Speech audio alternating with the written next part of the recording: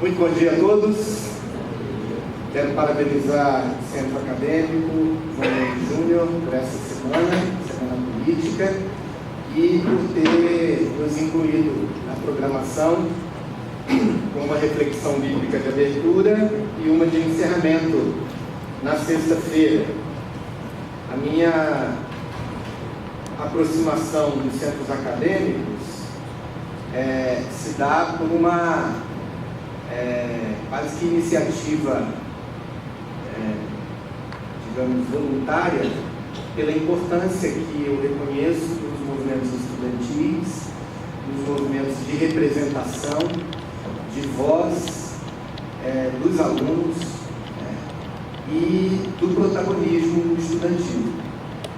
Porque certamente, se vocês utilizam desse momento para aprofundar, cada um se aprofundar nas suas áreas de interesse, vocês estão, os próprios alunos, produzindo e contribuindo com uma formação de excelência em todos os aspectos.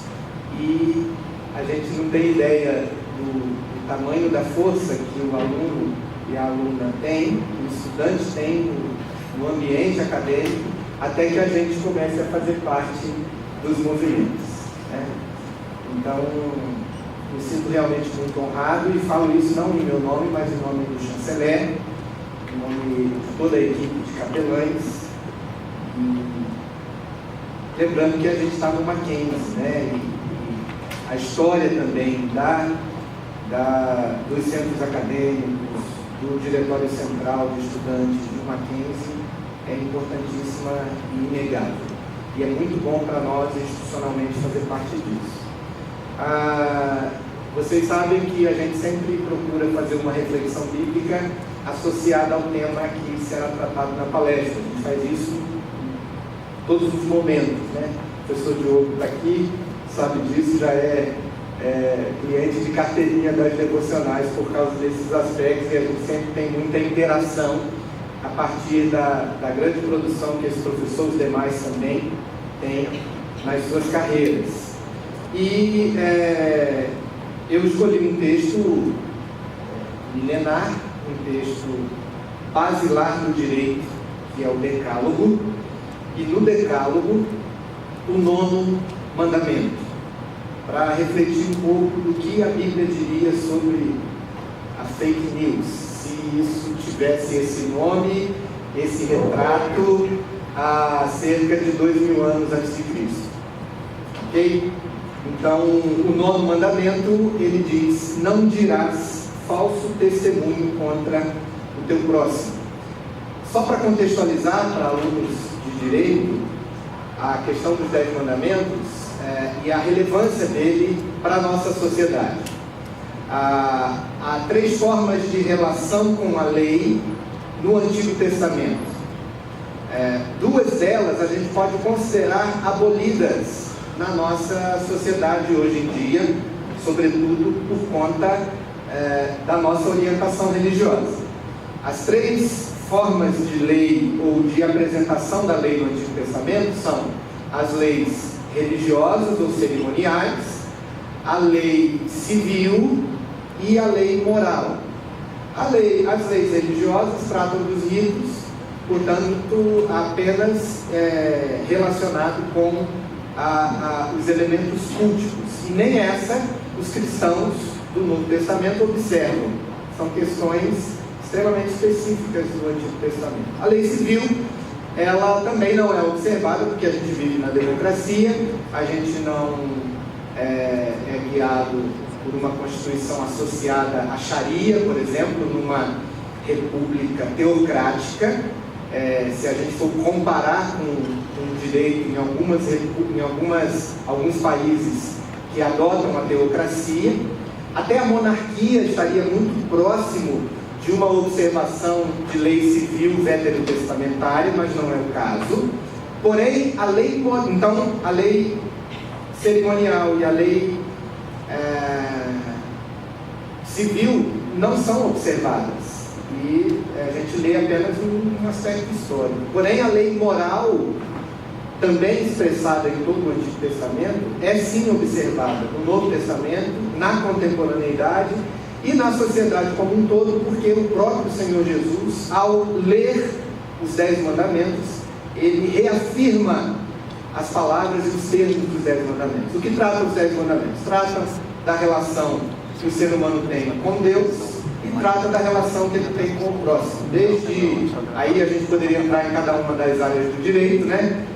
Na família, honra teu pai e a tua mãe, direito de propriedade, não furtarás, direitos civis, não matarás, não adulterarás, até as intenções do coração são julgadas lá no direito. E nesse contexto da relação com o próximo, do respeito com o próximo, do respeito com a palavra, do respeito com a verdade, é que está associada ao 9º mandamento, que tem essencialmente uma origem jurídica. Então, o falso testemunho no tempo bíblico, se comprovado, era passível de condenação à morte. E não, por que isso? Porque a própria natureza do falso testemunho é algo que pode levar à morte. Há um caso real e específico nesse aspecto de um moço no tempo do rei Acabe, que não queria vender a propriedade para ele, e ele acabou sendo condenado à morte porque ele foi colocado numa praça pública. Esse homem se chamou Nabote, foi colocado numa praça pública. A esposa do rei Acabe, chamada Jezabel, contratou 2 falsas testemunhas para que diante do povo dessem um falso testemunho contra Nabote, e ele foi, por causa do falso testemunho, condenado à morte, e depois o rei pôde comprar a sua propriedade. As relações distorcidas entre os seres humanos acontecem desde que existem seres humanos, e é para isso que a gente precisa de vocês, ok? Só para a gente contextualizar esse aspecto do falso testemunho. Mas eu tive uma experiência, só para, não vou me alongar, mas só para pensar nesse aspecto legal. Eu tive uma experiência missionária há 3 anos atrás, em que nós fomos acolher 2 missionários presos no Senegal. E eu fui lá atendê-los como psicólogos.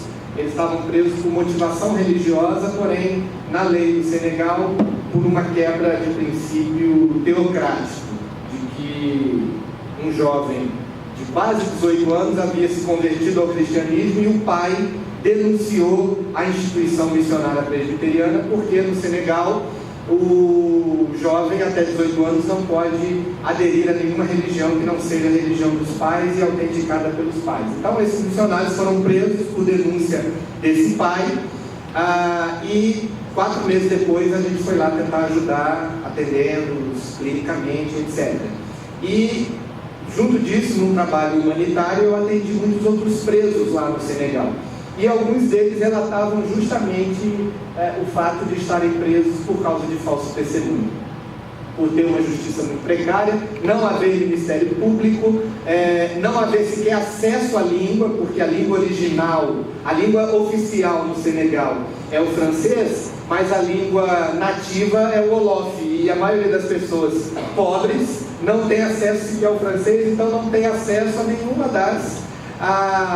dos serviços que a sociedade oferece, porque juízes, advogados, diretores, todos falam o francês, e aí a população já fica excluída por aí. Então, alguns relatavam para mim na prisão que haviam sido presos por falso testemunho, né? Então, o aspecto jurídico é extremamente importante, e eu acho que é um bom ponto de partida para a gente refletir o aspecto bíblico do falso testemunho. Encerrando, falando sobre o aspecto prático, eu ressalto que o sentido desse mandamento de Deus para os seres humanos, reafirmado por Jesus Cristo também para os cristãos, é que nós estamos falando da honra, né? Um aspecto prático, você mentir sobre o outro, ou manipular a verdade para que ela pareça uma mentira ou vice-versa, uma mentira pareça verdade, é você assassinar a honra e a reputação do próximo, é destruir o outro com palavras. E o 9º mandamento está muito associado aos outros mandamentos que têm a ver com essas relações. Tem a ver com não matar, tem a ver com a proteção da família, tem a ver com a honra daquilo que a gente diz e da palavra que tem que ter valor para todos nós. Então, uma breve reflexão sobre talvez uma origem de uma condenação bíblica ou de uma repreensão bíblica ao fato de haverem falsidade nas comunicações, falsas notícias, que na verdade não são notícias, são mais falsas do que notícias.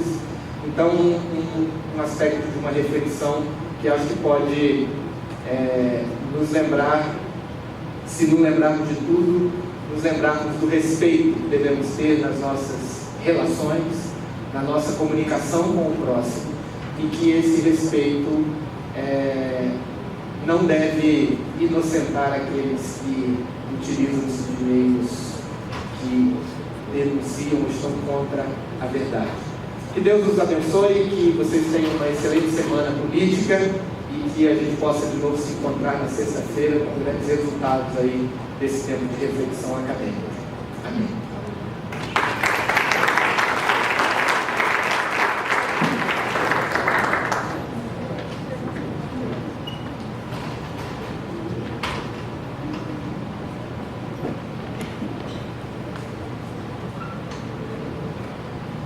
Muito obrigada, professor Marcelo, por essas palavras e por dar início à nossa semana política. Eu gostaria de chamar o Renato Zacaro, colunista do Portal Parada, editor,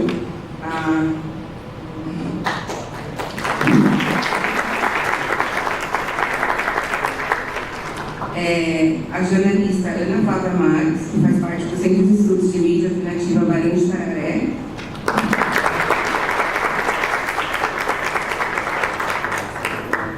e o professor Diogo Reis, advogado e professor de Direito Eleitoral aqui no Mackenzie.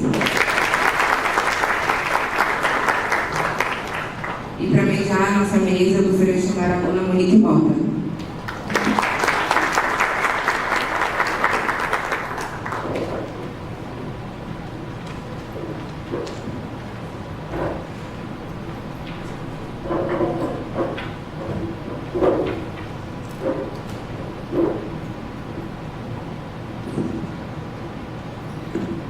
Bom dia a todos.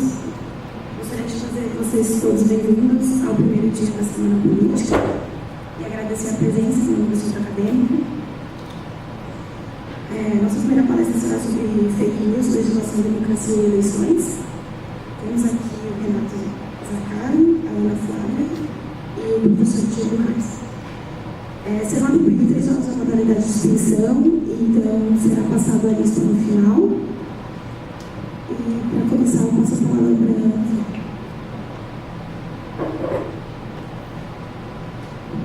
Bom dia, gente. Segunda-feira de manhã, fake news é um debate bem quente para começar a semana, né? Eu gostaria de agradecer o convite do Centro Acadêmico João Mendes Júnior, do Portal Disparada, e a presença de vocês para esse debate. Eu falei bem quente, mas foi uma brincadeira para tentar acordar vocês, e que não deu muito certo. Mas para a gente, eu acho que a gente precisa fazer realmente o contrário. As eleições demonstraram o quanto o debate acalorado prejudica o país. E já que já acabaram as eleições, a gente precisa, na minha opinião, colocar a bola no chão, analisar fenômenos com mais racionalidade, com mais ciência, e eu acho que a Semana Política do Centro Acadêmico contribui para isso. A gente não pode viver no eterno palanque, embora o nosso atual presidente não saiba disso. O que a gente tem que fazer é apontar saídas para o desenvolvimento, para o crescimento do Brasil, e o debate sobre comunicação e o que Brasil é esse, ele é muito importante. Eu vou pedir desculpas para vocês, eu vou ter que falar e sair, porque eu tenho um compromisso de trabalho. Eu até ponderei com o pessoal, será que eu vou mesmo? É muito ruim falar e sair, porque a melhor parte do debate é a troca, né? A troca que existe. Já essa apresentação eu fiz em cima da troca da última vez que eu fui num debate aqui com os estudantes de Direito do Mackenzie, que pediram mais para a gente conceitualizar o que era fake news. Foi uma mesa que participei com o Altamiro Borges e o Vitor Gota. Então, a troca, eu acho que é sempre o principal momento, o melhor momento, o momento do debate e discussão. Vou pedir desculpa para vocês. Aqui eu já comecei com uma frase do historiador Mark Jones, que diz muito, que cada sociedade, cada geração falsifica a coisa que mais cobiça. E a gente está vivendo um momento em que a informação ela virou o principal atributo, a principal moeda, a informação sobre a gente, os atributos, o que a gente faz, os nossos dados, eles viraram a principal moeda mundial. Então, tem essa cobiça, existe essa intencionalidade de ter quanto mais informação e como forma de trabalhar com esses dados hoje na sociedade contemporânea. Eu achei muito cabível essa frase do Mark Jones para trazer aqui, para abrir o nosso debate. Tem gente aqui, no meio do período eleitoral, a representante da missão da OEA, ela trouxe para a gente essa questão, A questão das notícias falsas está pegando de surpresa quase todas as democracias do mundo. O Renato vai falar um pouco sobre isso, sobre a questão da eleição da fake news, a eleição do Trump nos Estados Unidos. E a gente já vimos que muitas vezes as autoridades estão sobrecarregadas pelo fenômeno das fake news, porque ele é recente e de dimensões ainda não consideradas. Eu queria começar discordando da representante da OEA, porque esse não é um fenômeno recente. Todo mundo fala assim, esse fake news é um fenômeno recente. Primeiro que a gente deve assimilar e entender por que a gente chama fake news. Por que a ciência brasileira e mesmo o brasileiro tem uma facilidade de incorporar nomes de fora, e incorporar no seu dia a dia. Hoje você fala fake news na sua casa, mesmo sua mãe sendo distante do debate de comunicação, sendo distante do debate, vai saber o que é, minimamente vai saber que é alguma coisa falsa. Mas por que a gente incorpora muitas vezes esse léxico que nos é dado sem fazer justamente a contraposição? Por que fake news se encaixa ou não? No último debate que eu vim aqui, o tema, em vez de fake news, era utilizado notícias falsas, para deixar mais claro. Então, esse é um debate que a gente vai fazer mais para frente. Qual que é a surpresa? O elemento novo não é a disseminação de notícias falsas. Eu posso lembrar para vocês aqui um exemplo que foi feito na época em 1953, quando estava tendo uma CPI de última hora, que desencadeou na morte do ex-presidente Getúlio Vargas, em que foram feitos alguns similares do jornal do Carlos Lacerda, dizendo que o Getúlio Vargas tinha dito que o causador de todo o problema da corrupção no governo dele era o Fortunato, que era o chefe de segurança dele. Então, eles imprimiram algumas cópias dessas para quê? Para o Fortunato, que estava preso, ia receber esse jornal e assim poder delatar o ex-presidente Getúlio Vargas.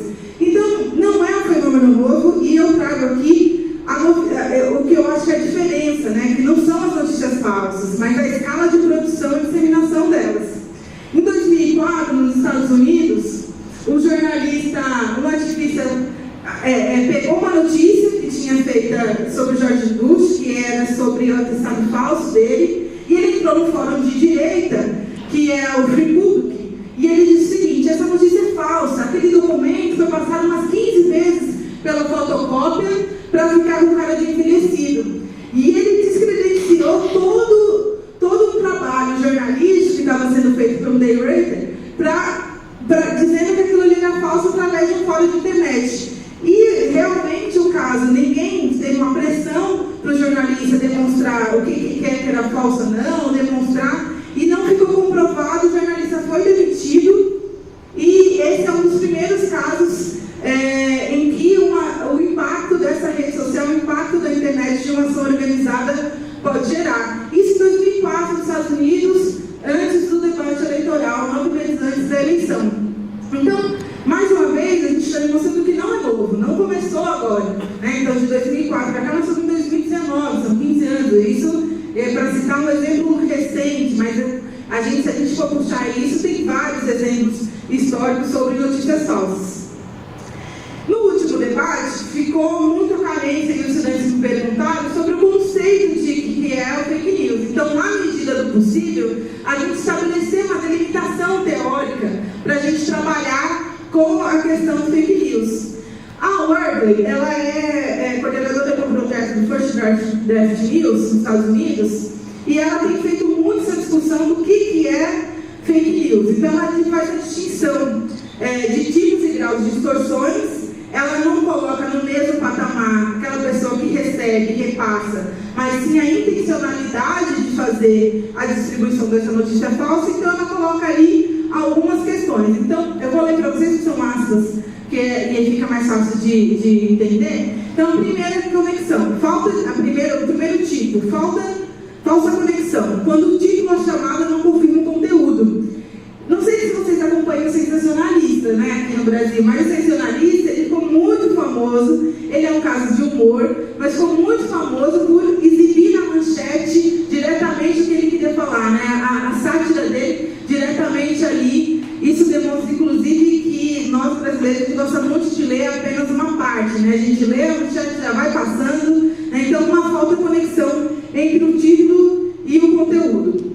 Letra B é o falso contexto, quando o contexto é genuíno e compartilhado com informação contextual falsa. Tem várias notícias esse final de semana, eu inclusive recebi de vários grupos a notícia de que jornalistas estavam sendo torturados por milicianos no Rio de Janeiro. Vocês devem ter recebido também. Era uma notícia de 2008.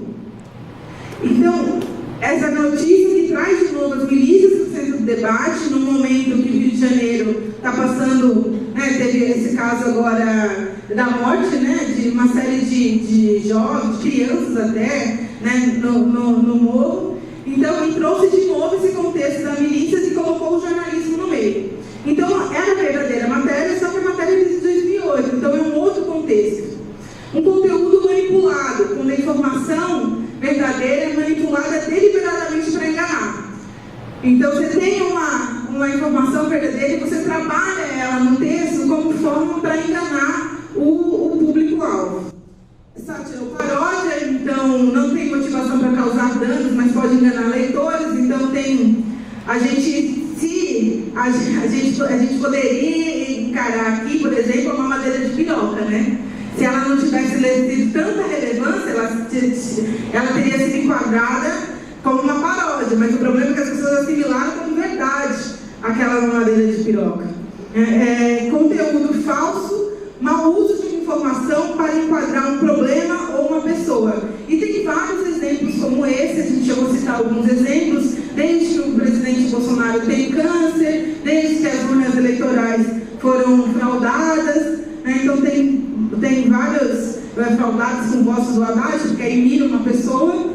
Tem o conteúdo impostor, quando as fontes escritas são imitadas por terceiros. E a gente vai ver um pouco adiante que essa é uma característica do fake news. Existe uma técnica para a elaboração de notícias falsas. Não é um negócio que acontece espontâneo. Porque hoje, com a rede, as pessoas, a sociedade fala assim, não, mas eu recebi uma enxurrada, né? Parece que é algo espontâneo. Mas a gente vai ver adiante que nada disso é espontâneo, que tudo isso está enquadrado para determinados fins, né? E tem também o conteúdo fabricado, quando 100% da informação é produzida para trapacear ou causar danos a algo ou alguém. É claro que esses tipos e graus, eles se entrelaçam, né? E a gente tem vários exemplos disso. O conteúdo tem vários sites aqui, tem uma matéria muito boa, a gente estava conversando sobre a Folha, do Fábio Bonavita, que ele foi até Poços de Caldas demonstrar como que eram feitas as fábricas de fake news. Então, só em Poços de Caldas tinha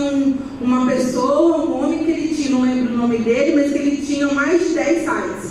Sabe esse site Plantão Brasil? Esses sites todos eram dele e ele produzia notícias 100% falsas. E tem vários documentários demonstrando como funciona, porque é a indústria do clique, né? Esses sites, eles recebem dinheiro com uma nova forma de monetização da notícia para conseguir esses cliques. Então, a gente perceber essas nuances. Ainda, outros autores dizem que a publicação online, diz que a fake news é a publicação online de falsas declarações de fatos. E que é uma característica da contemporaneidade, a notícia é razão, porque essa disseminação ela é feita online, né? É essa a diferença, a escala de reprodução e disseminação dela, mas não é só feita online. A gente pode citar aqui um caso emblemático como aquela ficha falsa da ex-presidente Dilma na Folha de São Paulo. Não era a ficha, não foi checada e aquilo ali gerou uma notícia falsa. Tem outros, então, muito atrelado com a definição de notícia falsa e internet, né? Então, falsas declarações, notícias que contêm informações falsas, imprecisas, com uma agenda, né, que quer penetrar na sociedade, mas a conceituação que eu mais uso é essa aqui, que é uma notícia falsa, uma que pretende escrever eventos em um mundo real, geralmente imitando as convenções tradicionais, reportagem de mídia, e ainda é conhecido por seus criadores para ser significativamente falso, e é transmitido com os dois objetivos de ser amplamente retransmitidos e de enganar pelo menos alguns de seus públicos. Então, isso aqui demonstra, esse conceito demonstra, não restringe só a internet, mas demonstra que a intenção de causar um evento, né, de provocar um acontecimento, é aquilo que a gente falava da mamadeira de piroca. A madeira de piroca podia ter ficado no campo da paródia, né, da sátira, mas ela virou um evento. E quando eu digo para vocês que existe uma técnica para fazer, não sei se vocês chegaram a ver o vídeo que deu a baliza para essa história da mamadeira de piroca. Vocês chegaram a ver? Não chegaram. Que ótimo. As redes de vocês são melhores que a minha. Mas era uma pessoa, um homem, com a unha suja, carcomida, parecia a mão de trabalhador. Ele mostrava isso. E mostrava assim, olha aqui, isso aqui é a mamadeira que o Haddad quer implantar nas escolas. E a mamadeira era uma mamadeira que tinha em cima uma piroca. Isso aqui, gente, não é para isso, foi feito. Alguém fez, alguém encaixou, alguém deu ideia de fazer o vídeo. Isso foi feito e alguém deu ideia do comando, né? Então, não tem nenhuma neutralidade. Isso aí não era um pai que recebeu a mamadeira na mochila da escola. Então, tudo foi construído para se tornar crível, para fazer com que as pessoas acreditassem. Né? Como vocês imaginar aparecer essa mamadeira? Né? Quem queria ter essa ideia de bolar uma mamadeira desse tipo e colocar como conteúdo da mochila escolar dado pelo Estado? Né? Então isso, eu estou dizendo para vocês, para a gente não imaginar que essa disseminação de notícias falsas é algo que eu pego na minha casa, faço, invento e eu mesma vou lá, dissemino, e legal, porque eu tenho bastante seguidores, likes. Não é isso. Existe uma indústria da notícia falsa. Existem técnicas da notícia falsa. E ela é feita para criar um acontecimento, para criar um evento, para se tornar realidade para uma parcela da opinião pública. Então, as notícias falsas têm caminhos específicos. Esses fluxos não são aleatórios. E existe uma técnica específica para fazer com que a informação falsa viralize. E isso é muito importante. Isso aqui é uma aspas do grupo de estudos da rede do Instituto Nacional de Ciência, Tecnologia e Democracia Digital. Algumas universidades fizeram acompanhamento de fake news durante as eleições. O Rio de Janeiro é um que tem um grupo de estudos, a UFMG é outro. Eu instigo a vocês, quero estimular vocês a procurar o resultado desses estudos, porque demonstra justamente o contrário que conforme se estabeleceu no senso comum, que é algo que é espontâneo, que alguém vai lá, o trabalhador chegou em casa, pegou uma mamadeira ou outras, como a gente vai ver aqui. Então, eles descobriram que a cada 30 mensagens, pelo menos uma foi enviada do exterior. Eu sou pesquisadora do Centro de Estudos de Pesquisa em Comunicação, trabalho da ECA, da USP, mas não só por isso, eu estava envolvida diretamente no plano eleitoral e participei de alguns grupos do Bolsonaro para identificar o que é aquilo, né? Do meio do primeiro turno para o segundo, teve uma disseminação, e assim que você entrava, você percebia que todos os administradores, a maioria deles, todos não, mas a maioria deles, tinham números do exterior. É claro que isso tem uma estratégia para não queimar o chip, porque o chip, se o WhatsApp identifica que você está fazendo spam, arrumar, outros times têm toda uma estratégia, mas a maioria eram de números fortes, o que evidencia um claro e forte esquema comercial de disseminação de mensagens via WhatsApp, como a gente acompanhou em várias reportagens da BBC, da Folha de São Paulo, da Patrícia Mello, e foi evidenciado durante a eleição. Eu estou dizendo isso para dizer, olha, foi um mega esquema da campanha do Bolsonaro. Não, estou dizendo isso para vocês perceberem que é essa fábrica de notícias falsas. Estou dizendo isso para vocês perceberem que é uma orquestração das notícias falsas. E tudo isso deriva de balizas políticas, como a gente vai ver mais para frente. Aqui continua essa questão, né, da produção técnica. Então eles observaram justamente a produção profissional de memes, de várias coisas bem feitas esteticamente, né? Então, e a ação de comando. Na eleição aqui no Brasil, a campanha do Bolsonaro teve um esquema muito parecido com estratégia militar no WhatsApp. Então, tinham vários grupos que acompanharam e a gente conseguiu perceber pontos focais e disseminar o comando. Então, viralize isso, compartilhe aquilo.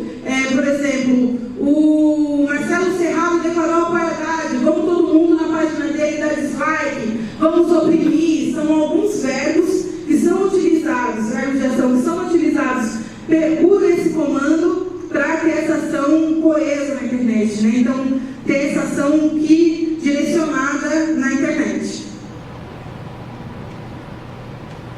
Aqui eu trouxe para vocês alguns exemplos de notícias falsas e a construção de sentido. Por que construção de sentido? Porque a mamadeira de piroca, o kit gay, etc., eles não apareceram do nada. Eles apareceram do eixo da campanha eleitoral do Bolsonaro. Qual que era o eixo da campanha eleitoral do Bolsonaro? O Brasil precisa de uma reforma econômica, ética e moral.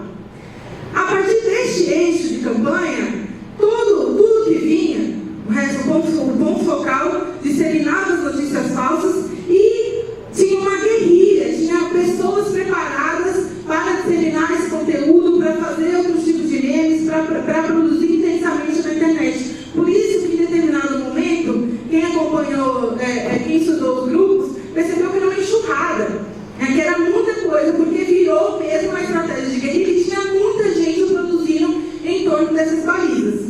Por que é construção de sentido? Eu vou mostrar para vocês. Então, aqui foi uma matéria que tiveram que falar, é falso. Então, tudo é falso, porque teve o grupo Comprova, que foi um grupo de um consórcio de veículos de mídia, da imprensa, se juntou para ir falando o que era falso ou não na internet.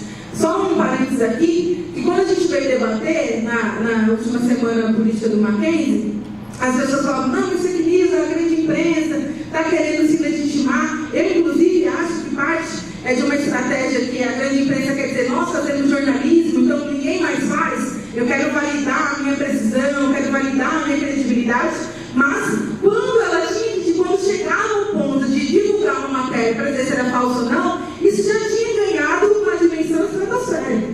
Então, mesmo a grande imprensa teve que correr atrás desse debate. Então, a falsidade que a Haddad defende incesto e a legalização da pedofilia. Isso aqui está ligado com aquela baliza que eu disse para vocês da reforma ética e moral, que era uma baliza do Bolsonaro. É falso que Bolsonaro recebeu diagnóstico de câncer. Está ligado a que construção de sentido, que contexto? Está ligado à facada do Bolsonaro. Está ligado a vídeos que muitos grupos religiosos passaram, que era o Bolsonaro num tempo recebendo oração em torno do abdômen dele. É falso que urnas apreendidas no Amazonas estavam preenchidas com votos para Haddad. Isso aqui é a reforma ética, também a reforma ética moral. No primeiro turno, teve uma grande avalanche de notícias dizendo que as urnas estavam falsificadas. O TSE teve que, inclusive, se pronunciar a respeito disso. Inclusive, o filho do atual presidente fez um vídeo na urna dizendo que a urna estava falsificada. Mais uma vez, urnas apreendidas no Paraná, Bolsonaro pretende mudar a padroeira do Brasil. Que construção de sentido está ligado isso aqui? Na disputa entre religiosos e evangélicos que tentaram colocar no debate eleitoral. É falso que a Melinha Telles matou militares durante a ditadura. A Melinha Telles apareceu no programa do Fernando Haddad, que é uma uma militante política que na época foi torturada, os filhos foram torturados, e ela foi torturada na frente dos filhos, um negócio escabroso. E aí, assim que ela saiu do programa eleitoral, começaram a divulgar que ela tinha matado militares, ou seja, ela recebia aquilo que merecia.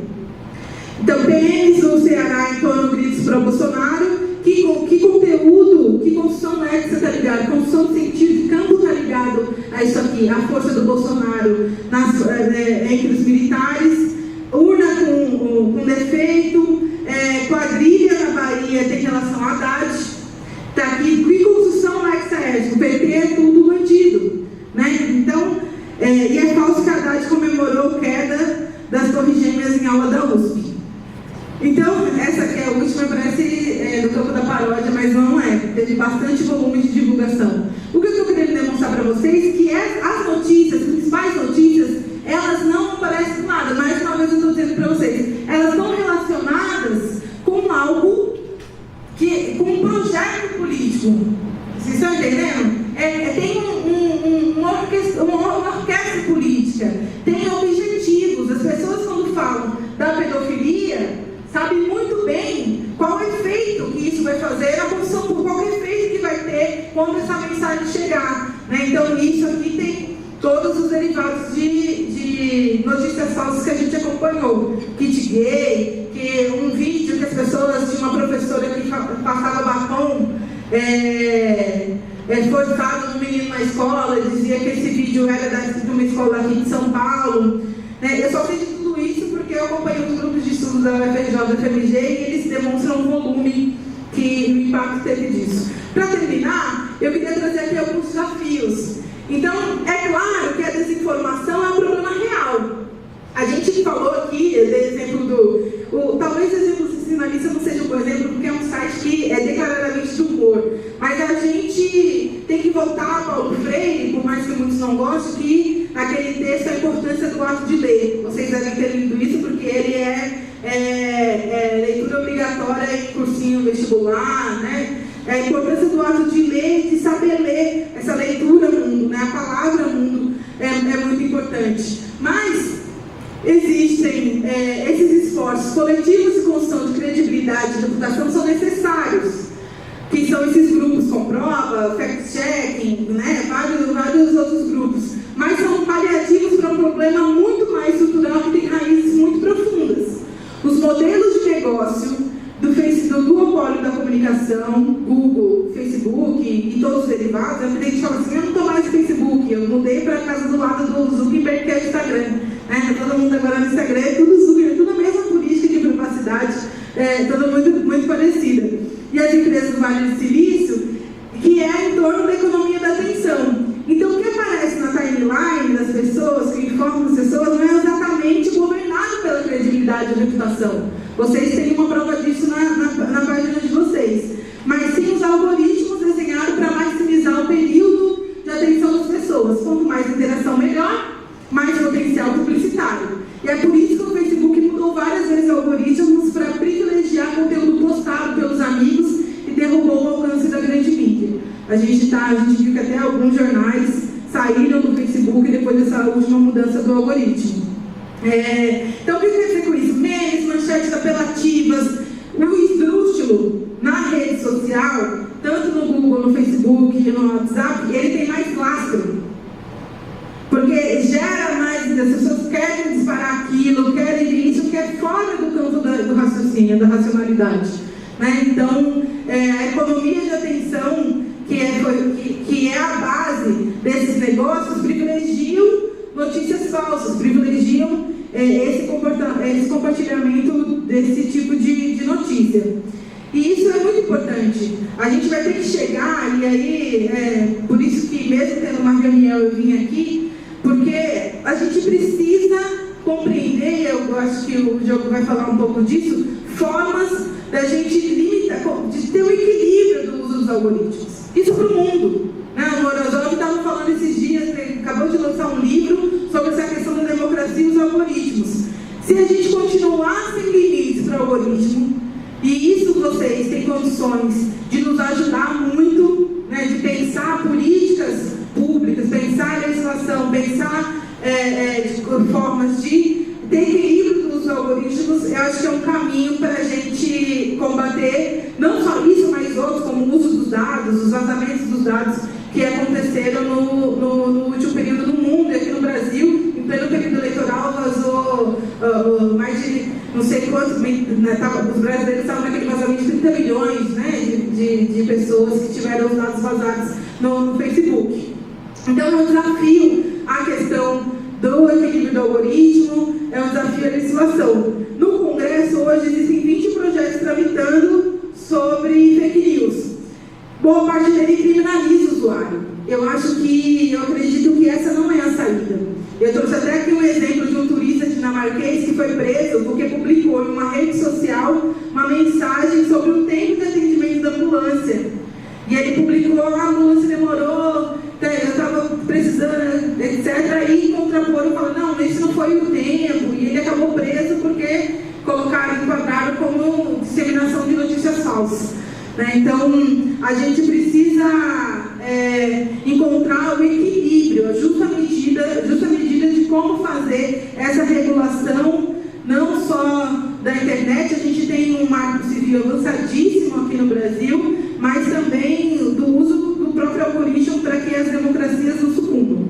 Então, eu gostaria, essa aqui é a minha contribuição. Acho que a gente tem um desafio imenso, principalmente de analisar agora os fatos, os fenômenos com a distância que a ciência requer, né, verificando como que a gente pode contribuir para que esse fenômeno que tem se alastrado, que tem impactado as democracias, eles sigam para o contrário, né? Que eles sigam a internet, as redes sociais, todas as conexões que a gente faça justamente sirvam para fortalecer as políticas públicas, para fortalecer o público e não só os interesses dessas empresas que estão lucrando muito com os nossos dados. Para vocês terem uma ideia, a cada ação de vocês no Facebook, são mais ou menos 5.000 informações que são extraídas para um estudo psicométrico que diz quanto tempo você demorou para curtir, se você curtiu, se você amou, o que você fez, quem que você responde, o que você responde, o que geralmente você faz. Então tem muitos dados sobre a gente e esses dados eles precisam ser preservados. Então são conjuntos de fenômenos que estão acontecendo, que se entrelaçam e acabam desencadeando e ajudando a disseminar essa indústria, porque é uma indústria, sim, de notícias falsas no Brasil e no mundo. Obrigada.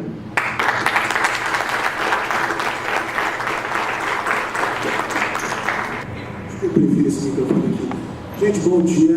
Primeiro eu peço desculpa pelos eventuais bocejos, mas eu sou uma pessoa noturna totalmente. Acordar cedo para mim é uma coisa quase impensável. Então é um esforço tremendo estar aqui nesse horário hoje com vocês. Imagino que para vocês também seja. A minha contribuição é principalmente uma análise do fenômeno das fake news dentro da política e principalmente como os movimentos organizados políticos utilizam-se disso. Então, queria primeiro agradecer o convite do João Mendes, na pessoa da Monique que está aqui na mesa, o professor Diogo também, que é uma honra estar fazendo parte dessa palestra com você, a Ana Flávia, minha amiga, uma pessoa que eu tenho o maior carinho. E, bom, vamos lá. 26 de março de 2016, a revista Veja. O plano secreto de Lula.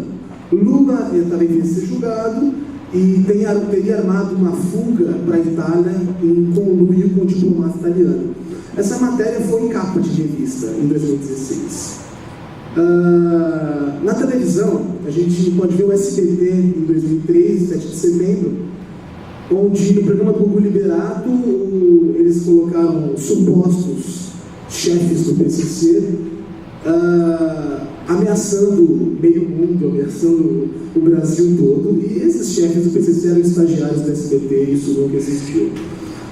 O que eu quero dizer com isso aqui tudo é o seguinte: a fake news não é uma prerrogativa da internet nem das mídias digitais alternativas. A fake news é uma realidade da mídia tradicional há anos.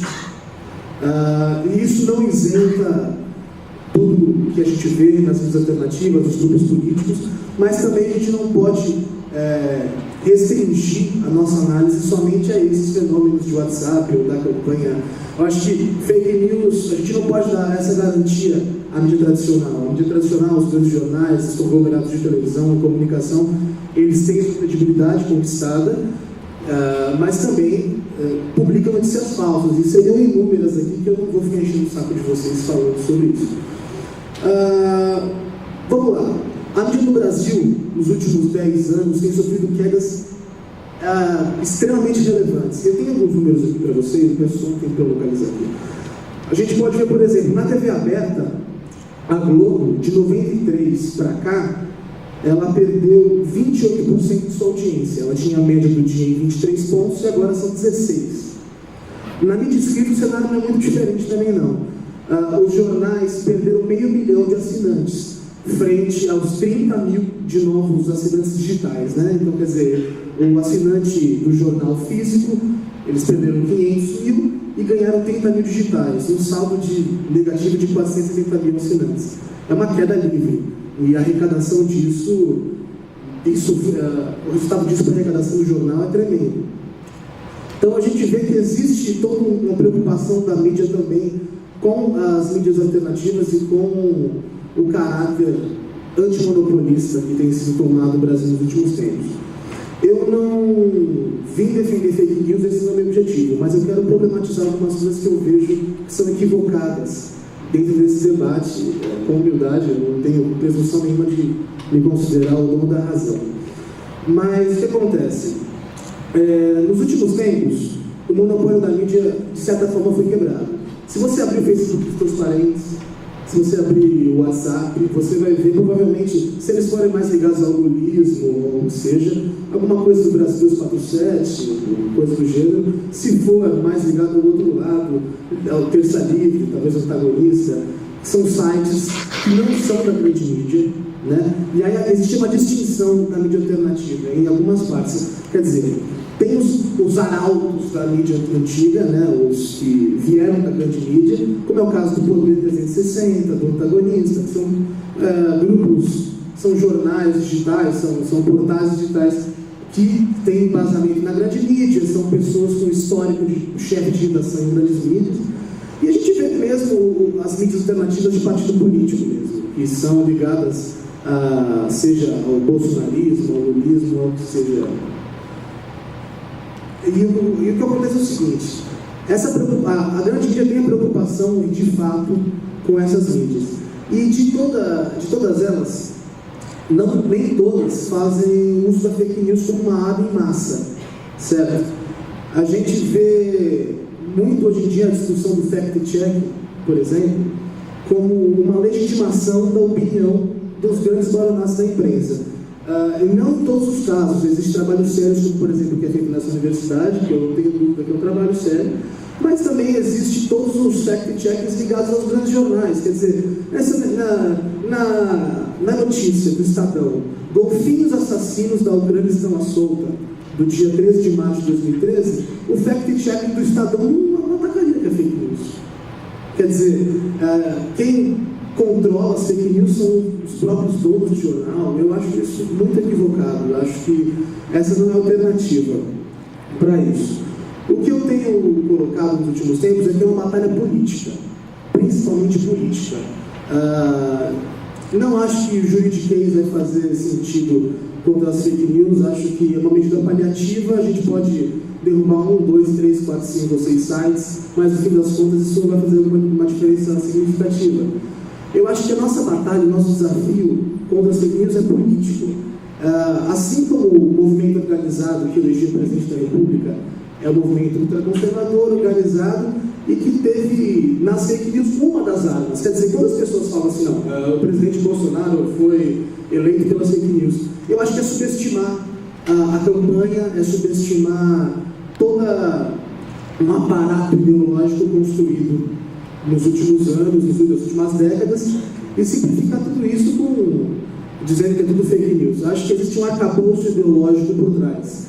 E é importante entender esse arcabouço ideológico, inclusive para combater esse tipo de narrativa. Porque qual é a diferença das fake news pura e simples para esse arcabouço ideológico das campanhas ultraconservadoras no mundo?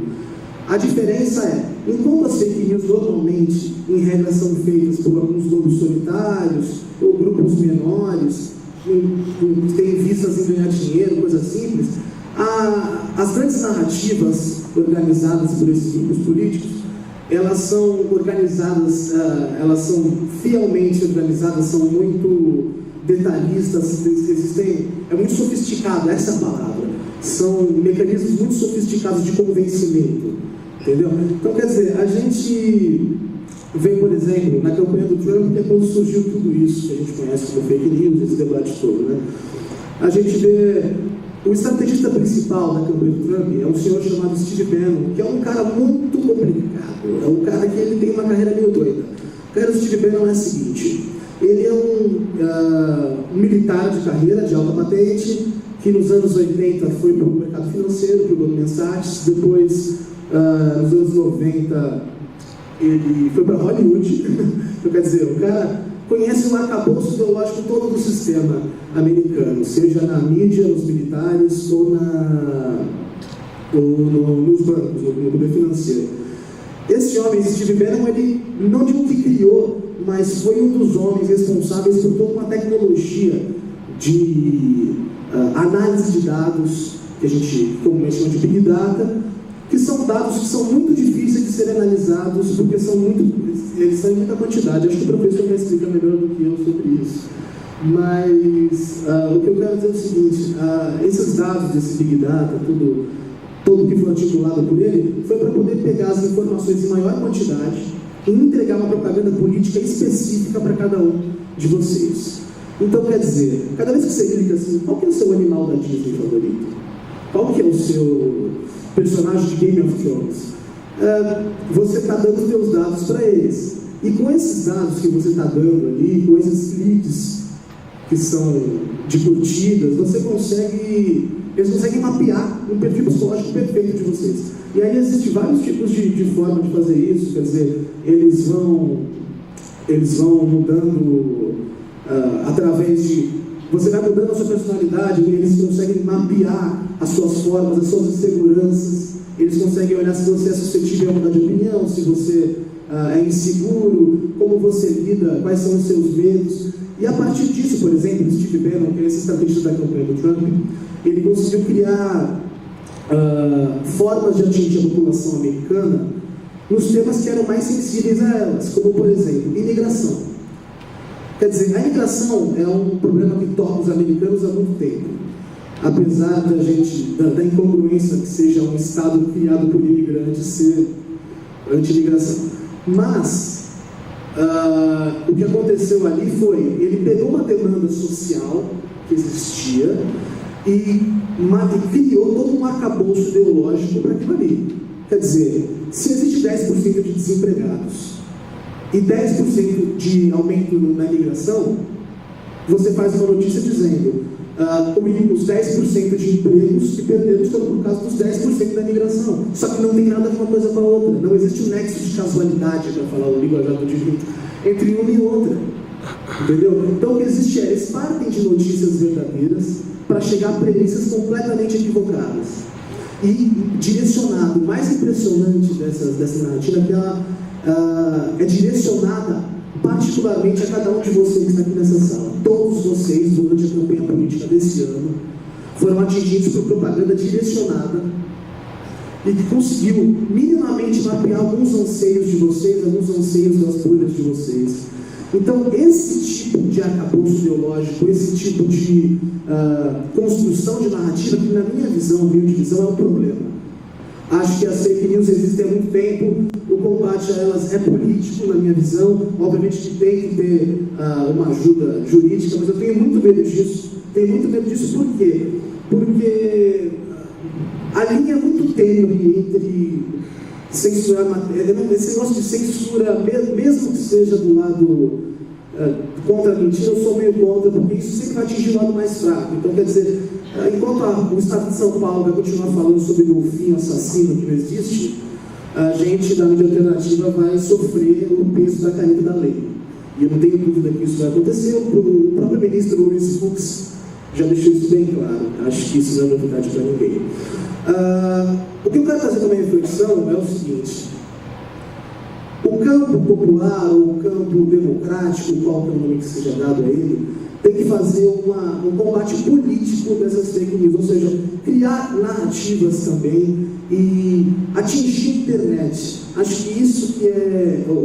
A gente está defasado, quer dizer, o campo democrático, o campo que nessa eleição foi muito mais prejudicado pelas fake news, é um campo que não tem acesso, não tem desenvoltura na internet, não tem muito facilidade de comunicação com o povo em geral. A gente perdeu isso, entendeu? E aliás, inclusive, só fazendo um gancho, esse Steve Bannon soube ver isso, por exemplo. Quer dizer, o politicamente correto é uma construção nossa civilizatória, na minha visão, que é necessária para que a gente possa viver em sociedade de uma forma mais digna, digamos assim.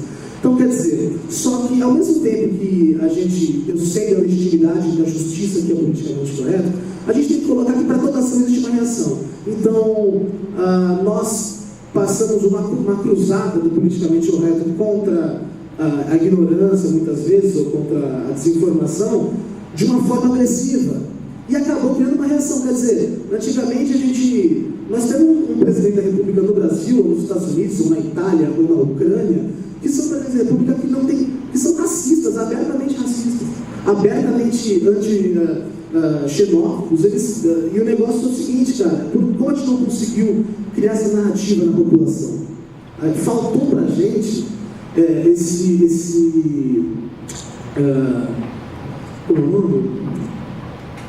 essa expertise de lidar com a população em geral, seja aqui nos Estados Unidos, na Itália.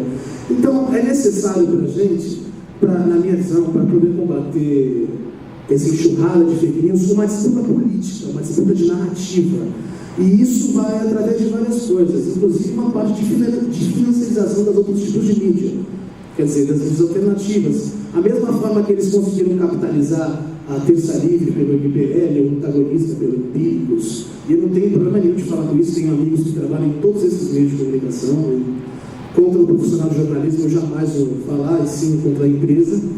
E o nosso desafio é a mesma capitalização que eles tiveram, é conseguir trazer para outras plataformas que não sejam baseadas em notícias falsas, e sim em análises mais concretas, o mesmo investimento que é feito nessas empresas de fake news, essas indústrias de fake news, porque você vê, tem jornais aqui, a gente acompanha que o negócio é só notícia mentirosa, não existe outra linha editorial deles, né? E eu estou chegando no meu final porque eu gostaria, acho que o negócio mais legal é o debate entre nós aqui. Por fim, o que eu gostaria de dizer é o seguinte: a gente tem a tendência a achar que tudo que a gente tira na internet é fake news e que são todos do mesmo jeito. É importante notar que não. Existe um movimento organizado.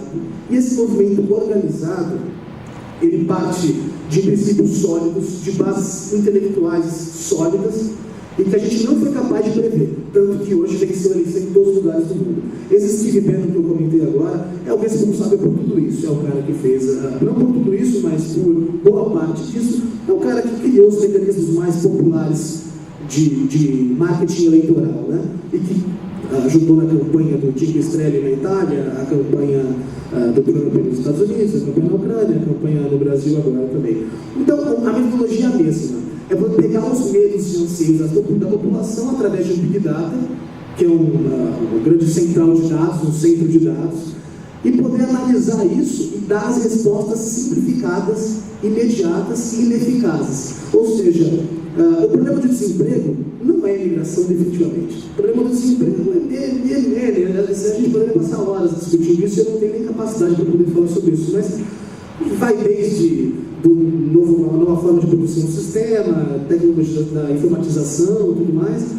E quando você simplifica isso, é muito mais fácil você atingir as pessoas. Você dizer que o desemprego é fruto da imigração é muito mais palatável do que você fazer uma análise completa e explicar que isso é um fenômeno da globalização. Entendeu? Então, quer dizer, eles pegam os anseios legítimos da população e transformam esses anseios em respostas e problematizações muito simples. Mas, na minha visão, a solução para isso é política. É política e eu vou martelar isso até o fim. Acho que é paliativo pensar que proibindo fake news a gente vai conseguir alguma coisa. Acho que não vai conseguir nada. Não tem controle, o Estado brasileiro não consegue controlar nada, quiçá controlar difusão de informações. E acho que há uma linha muito tênue entre controle de informações e censura. Não sou favorável dessa forma, não. Acho que é uma batalha política, uma batalha que tem que ser feita por todo o campo democrático do Brasil. Eu não digo isso ligado à esquerda ou à direita, mas um campo que se preocupe com a qualidade da democracia no Brasil. Então, é importante que a gente tenha em mente que as soluções não são simples. Eu não sei quais são as soluções. Eu só penso em alguma probabilidade, em alguma análise, mas não existe uma solução de fato para esse tipo de coisa. Agora, não passa pelo Poder Judiciário, não diretamente. Nosso desafio é político. Eles conseguiram vencer com a política. A gente tem que conseguir vencê-los também com ela. Bom dia para vocês.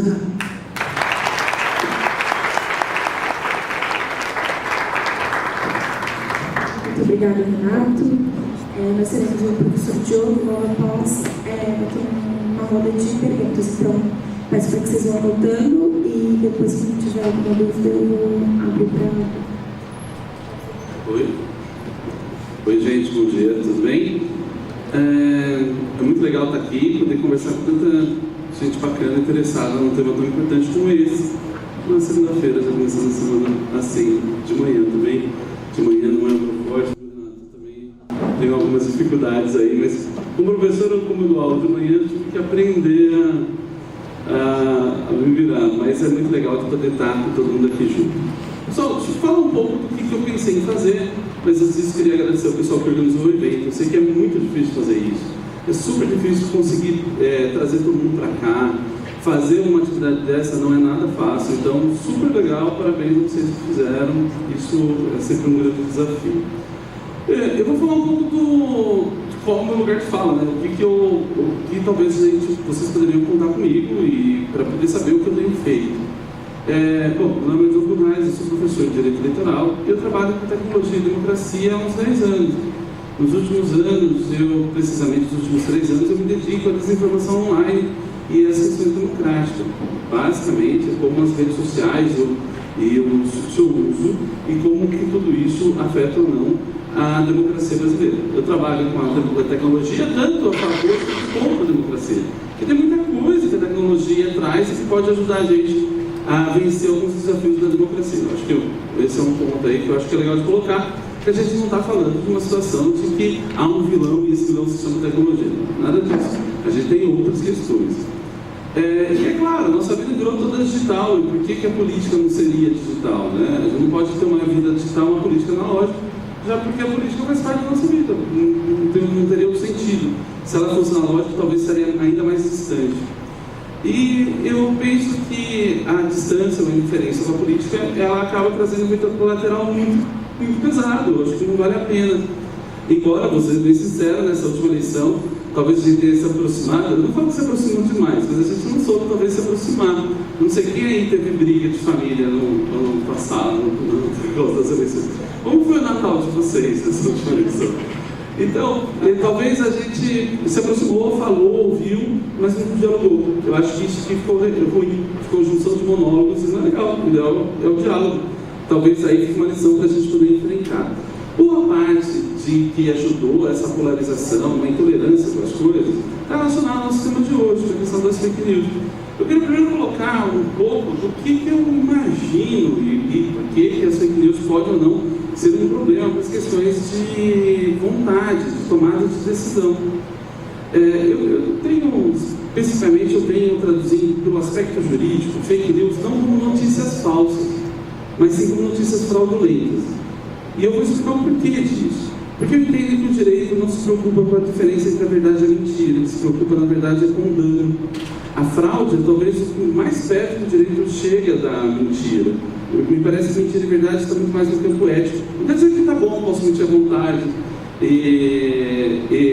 enfim, mas quer dizer que é um outro objeto, né? Eu acho que existe outra ciência, outro objeto para poder cuidar disso. Para o direito se envolver, na minha opinião, é necessário que haja essa aproximação com a fraude. É necessário que haja dano, ainda que o dano seja efetivo, ele pode ser um dano em potencial. E aí a gente tem vários exemplos aí, que eu vou voltar nele para a gente poder entender um pouco desse conceito que eu venho trazendo para o campo jurídico, para a gente poder compreender isso melhor. Mas antes disso, eu queria trazer aqui qual é a razão das fake news e como ela pode interferir ou não na nossa vontade. Há um tempo atrás, cara, tem acontecido isso, e eu teria ficado muito distraído, estava correndo muito com esse negócio das eleições, ano de eleição, uma loucura, né? Mas também, como fala assim, eletoralista só trabalha 4 meses a cada 2 anos, então tem que trabalhar nesse período. Mas eu estava viajando muito, correndo para um monte de lugar, e aí um dia eu estava em casa, e aí eu acordei, como eu comentei agora aqui, assim como o Renato, eu demoro um tempo para acordar, eu levo algumas horas para isso. Mas normalmente eu faço as coisas mesmo sem ter acordado.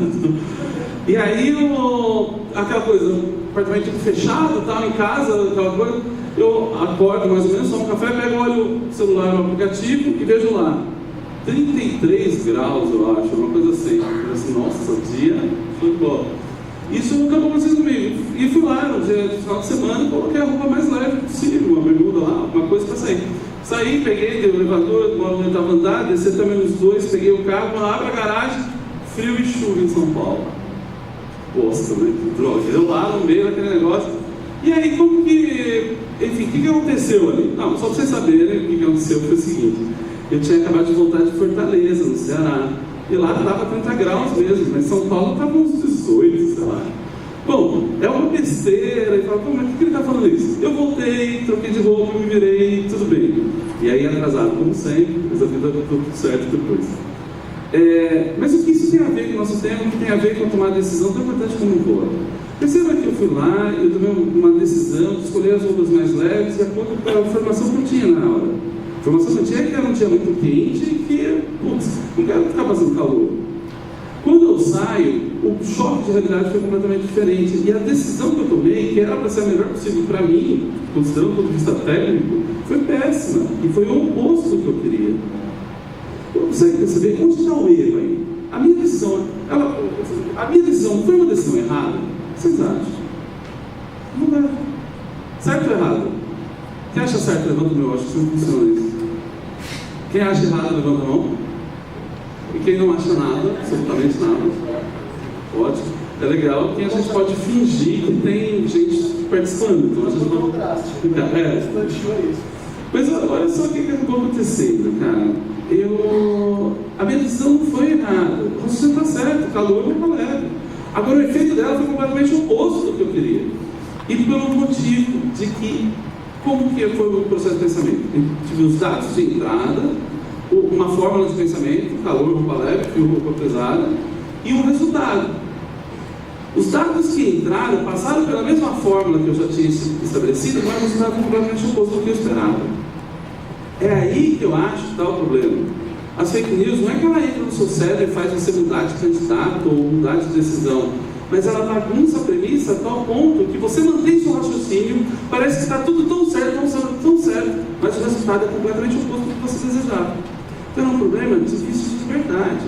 As fake news, numa situação de eleição, por exemplo, ela implica em diminuição da liberdade, porque a sua escolha é atacada e não é modificada necessariamente como uma força que vem do além. Não, é simples, os dados de entrada não batem. E aí o resultado pode ser polar, completamente oposto ao que a gente queria.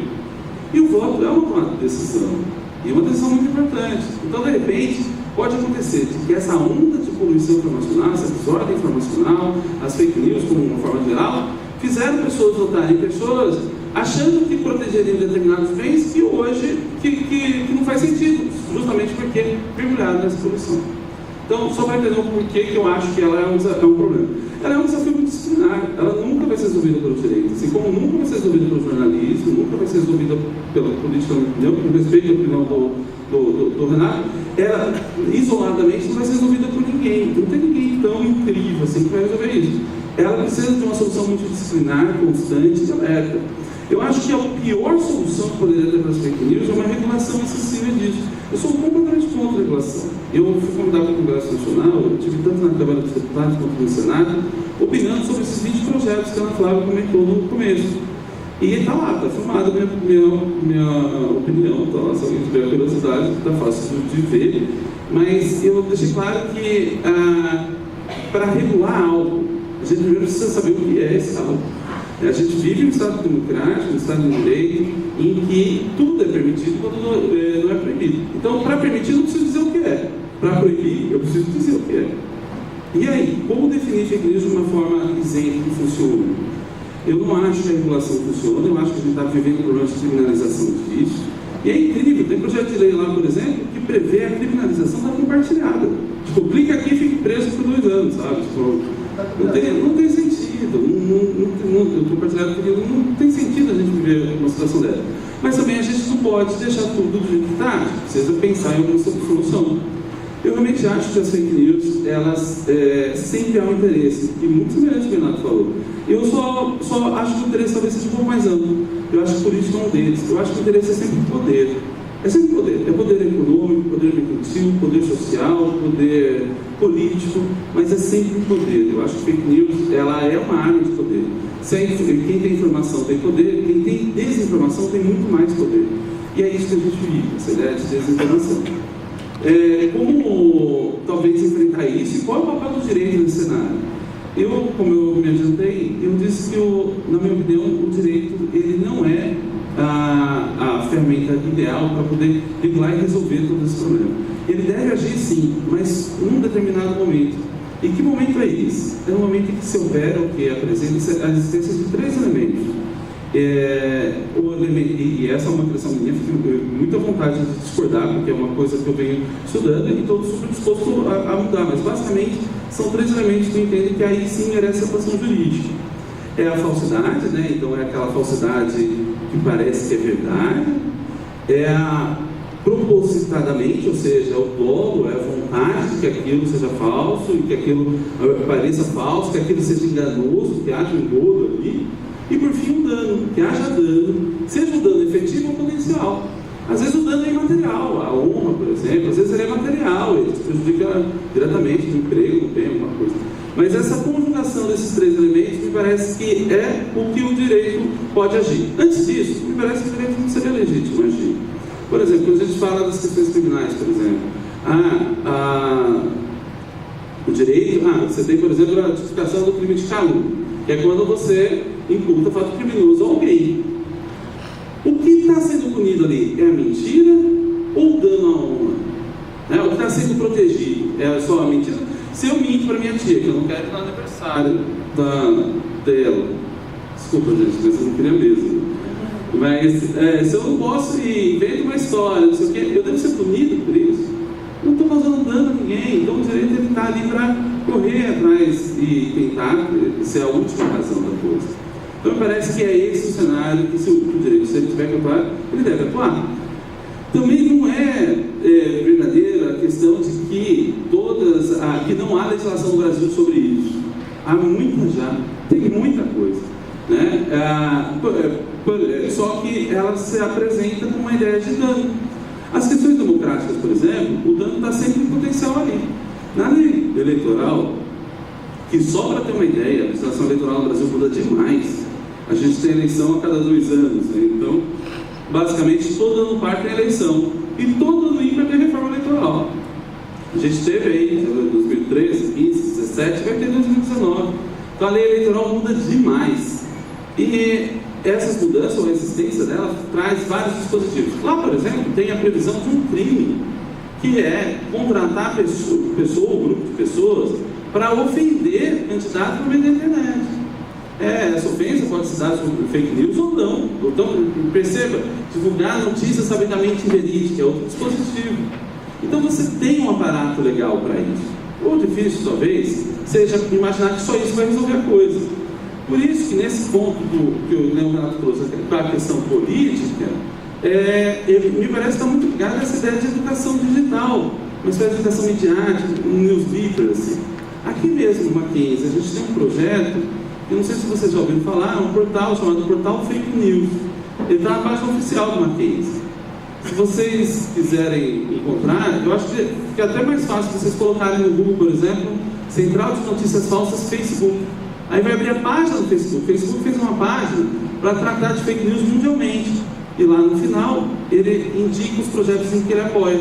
E o Mackenzie foi a única universidade brasileira a entrar ali com esse projeto. Quando você clica, aparece o logo do Mackenzie lá, abre o nosso portal. E esse portal está numa fase super bacana que os alunos estão escrevendo. A gente é a fase 3 do projeto, que ele é apoiado pelo Facebook. Eu trabalho com as empresas de tecnologia, muito nessa situação de pesquisa. Hoje, por exemplo, o Facebook apoia com a gente, já apoiou 7 pesquisas aqui no Mackenzie, que eu coordeno. E o Google, ele apoia os 2 grupos de pesquisas que eu tenho, os 2 grupos de estudo, que é o Macroeleições e o Empreendireito. Ele é o apoiador desses 2 grupos, então tem sido muito legal a gente poder contar com a presença dessas empresas na universidade. E de alguma maneira o Mackenzie está bem à frente nesse aspecto, então um outro grupo disso aí, acho que é bem legal.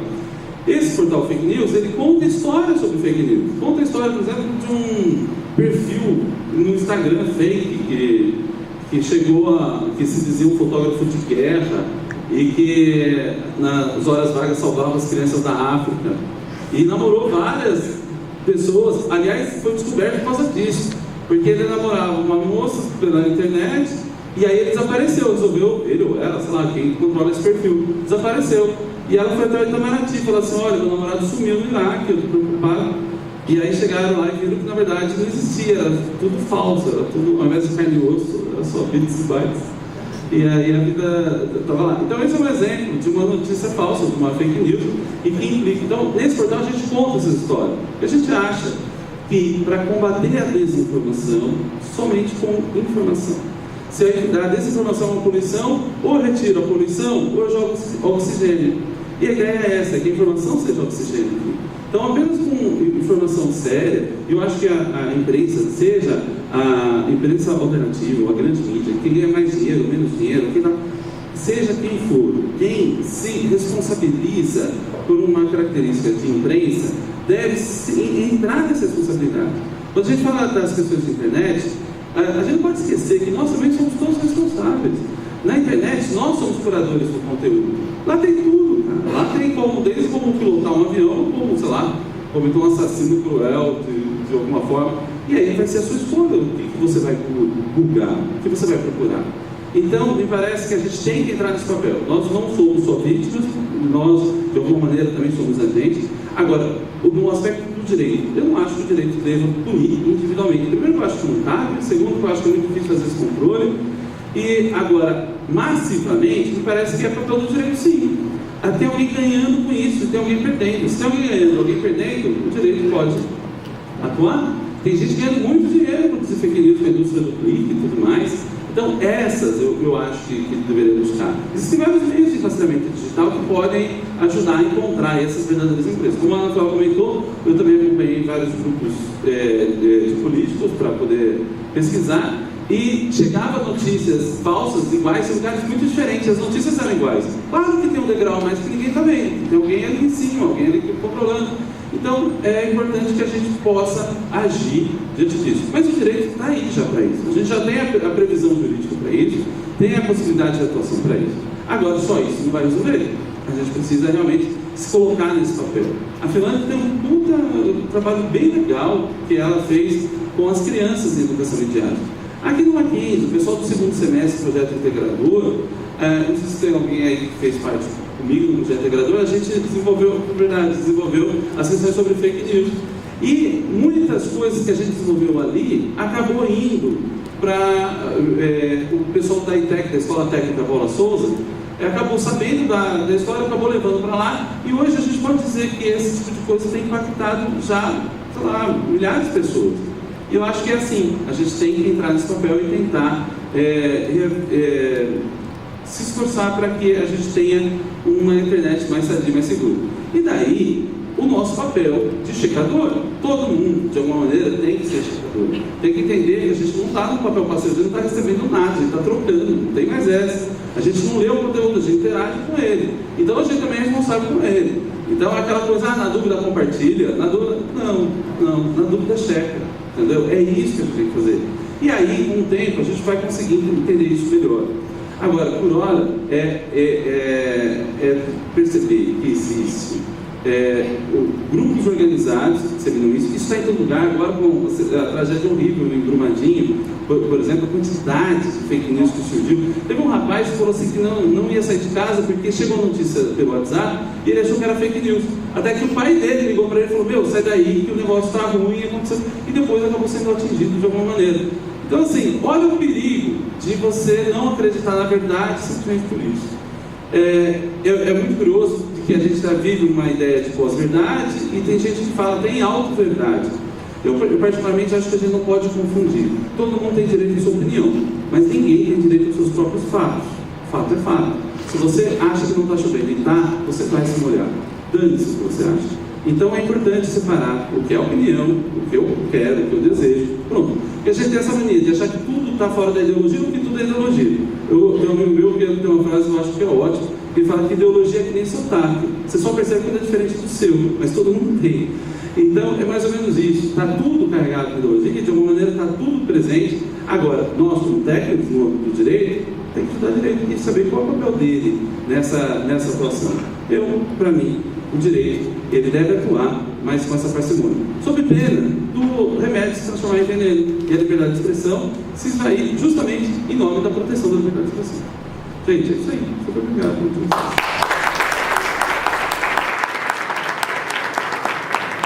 Gente, nós vamos fazer uma pergunta agora, mas antes disso, o professor Chay, eu queria saber quem faz aniversário hoje. Tem alguém? Vamos ver se fizer aniversário mesmo. Quem fez ontem, essa semana? Alguém faz aniversário esse mês? Mas já começou a melhorar. Que dia? 18. Você?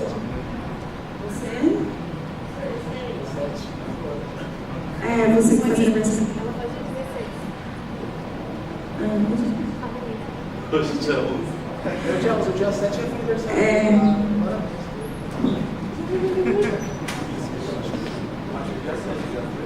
Dia 7 Alguém faz aniversário mais perto da data de hoje do que o dia 7? Você? 16? 5? 7? Você vê que o pessoal de direito de jornalismo é ótimo matemática. Você tem que pensar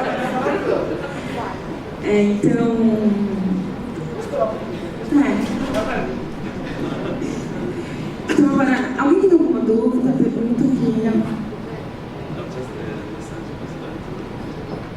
Alguém?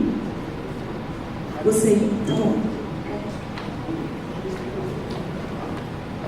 Como é seu nome, por favor?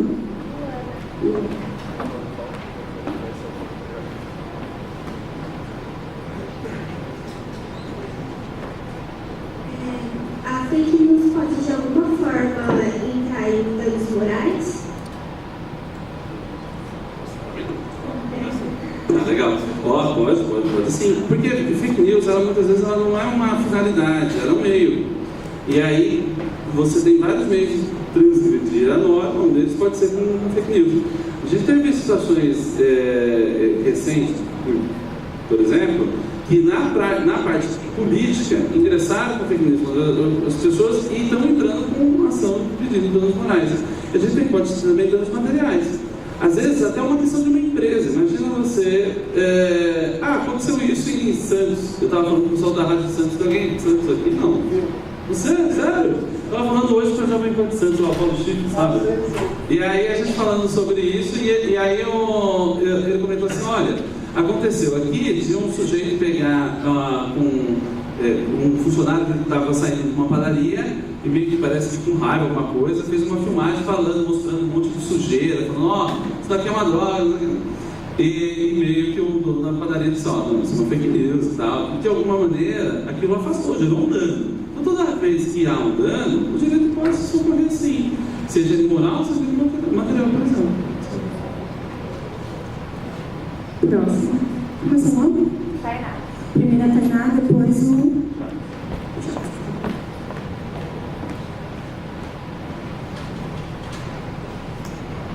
Bom dia a todos. Eu ouvi o professor falando que, no caso, a gente teria que ser mais ativo para conferir as informações que a gente recebe antes de passar.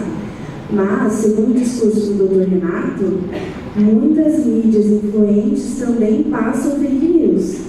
Então, como cidadã, eu queria saber como deve ser a nossa postura em conferir as notícias, porque muitas vezes grandes meios de notícias de vinculação estão passando a mesma notícia que é fake.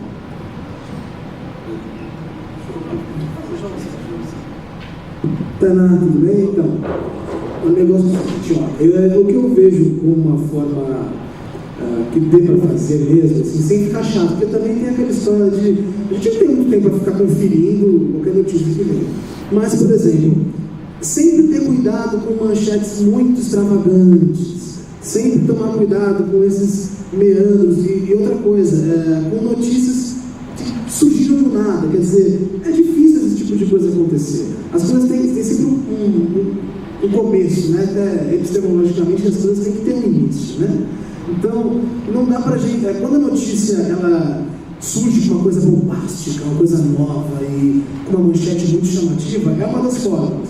O correto, se a gente tivesse, todo mundo tivesse tempo, é principalmente pesquisar a credibilidade, pesquisar em outros veículos com credibilidade, seja na mídia alternativa, seja na mídia tradicional. Por mais que a mídia tradicional também é limpa, existe um compromisso realmente entre elas ali, entre as grandes mídias. Não vão ser todas que vão perpetuar essa mentira, uma ou outra vai destoar. Então é importante tomar cuidado sempre com esses hiperlativos, tal pessoa, olha o estrago que a pessoa fez. Quando você vê muitos adjetivos, é sempre uma forma de ver que o negócio não é sério, né? E, por exemplo, notícias que você não viu no noticiário na última semana. Quer dizer, como as coisas acontecem assim do nada, é sempre bom tomar cuidado. Não tem fórmula para a gente descobrir isso. Até porque a verdade, a não ser em casos como o professor falou, da chuva e tal, a verdade não é um valor objetivo, precisamente na modernidade, né? Que a gente chama de modernidade líquida, né? Muita gente. Então, quer dizer, a verdade não é um valor objetivo hoje em dia. Muitas vezes ela é confundida com narrativa. Então é importante saber essa diferenciação, saber que outra coisa, isso é muito importante, todo órgão, seja independente, seja tradicional, seja partidarizado, seja o que for, todo órgão é ideologizado. Não existe nenhum órgão de mídia no mundo que não tenha uma ideologia. Esse negócio de jornalismo imparcial não existe. Imparcialidade, quando a gente fala de imparcialidade, é tratar a todos da mesma maneira. Agora, imparcial não significa você não ter lado. O que existe é você tratar todos da mesma maneira. Então, por exemplo, você vê, quer dizer, um jornal que tem um lado, como todos têm, e ele puxa a sardinha para aquele lado. E você vê que o negócio está muito forçado, que aquilo ali não está sendo vinculado dos lugares, você já desconfia. Então, acho que é uma forma de se proteger.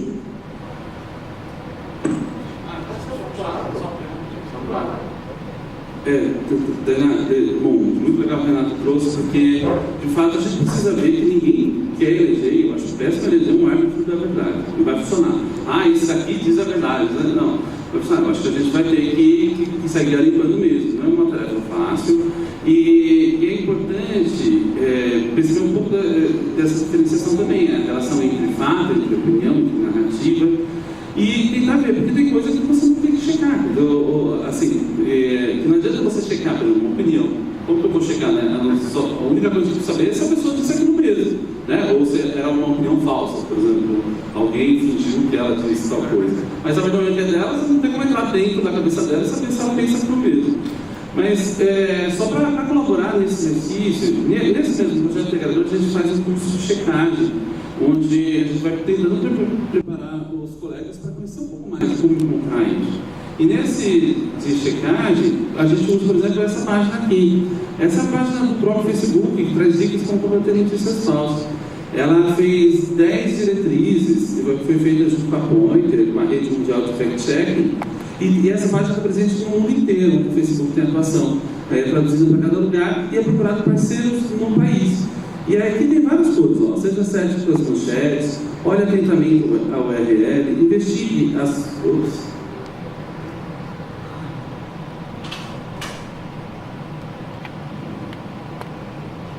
Investigue a fonte, fique atento quanto às formatações incomuns, considere as fotos, confira a data, verifique a evidência, busque outras reportagens, e aí é uma ideia de você buscar pela pluralidade, né? A história, vê se é uma fácil brincadeira, se é intencionalmente falso. E aí, só para aproveitar, como eu tinha comentado no nosso projeto está aqui, junto com o pessoal da Prática, a Associação Brasileira de Jornalismo Investigativo, o PROJOC, o Instituto de Desenvolvimento de Jornalismo, o Instituto de Tecnologia e Sociedade e o Mackenzie. Quando você clica aqui, chega ao nosso portal, Fake News, que é onde tem as matérias que eu comentei. Essa daqui, por exemplo, foi escrita por mim, pelo Gustavo, que era aluno da turma de eleitoral do semestre passado. E é legal, já passaram 2 milhares de visualização, então acho que é bem legal ver aí. Outro material que eu acho que funciona, para além do Merchan do portal, mas é olhar, eu particularmente gosto bastante dessa agente de checagem, que ela chama Aos Fatos, e ela traduziu para o português vários manuais de checagem.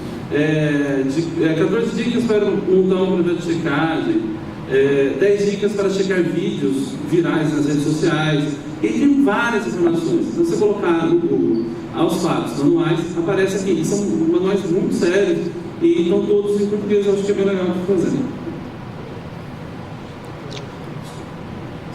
Bom dia, meu nome é Jackson. Eu gostaria de perguntar aqui para o professor Dias.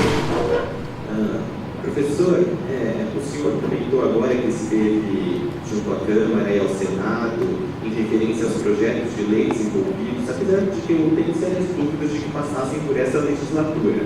Porém, são projetos que têm, digamos, chance de se concretizarem. Isso me levanta algumas questões. Eu também fiquei sabendo, mas não li nenhum projeto, não tenho nem ideia do conteúdo intrínseco, porque fake news são, ou o que seriam fake news, não são informações que se restringem apenas a cunho político, porém são informações de todo cunho estatístico, geográfico, científico.